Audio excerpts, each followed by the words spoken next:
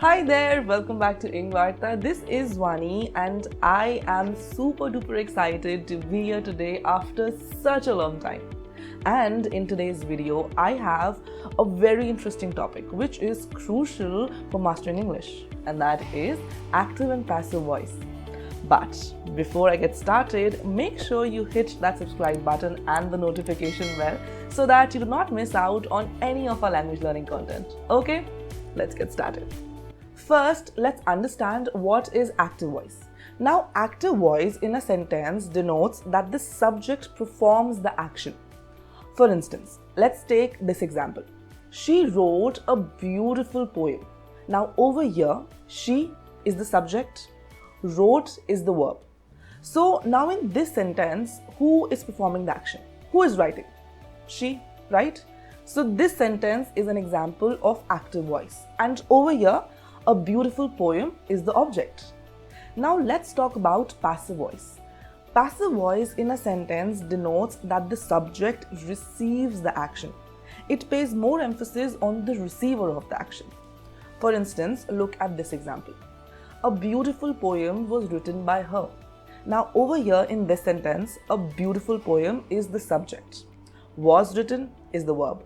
And by her indicates who did the action.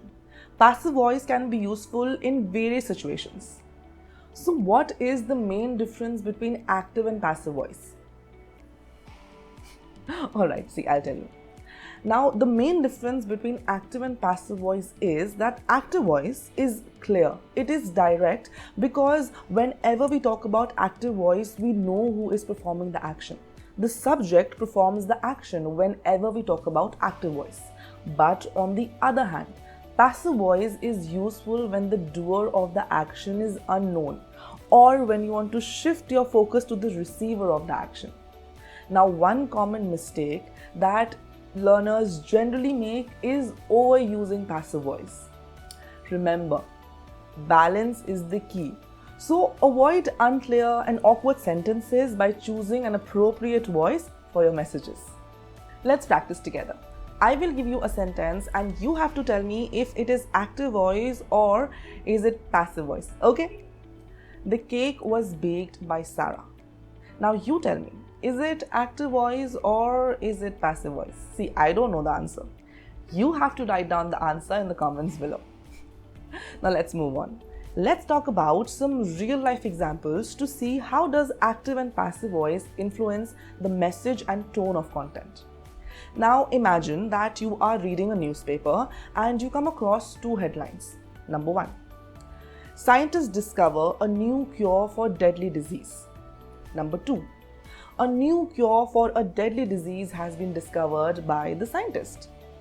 Now over here, when you read the first headline, which is an active voice, you can make out that it is direct, it is clear, and it highlights the discovery itself.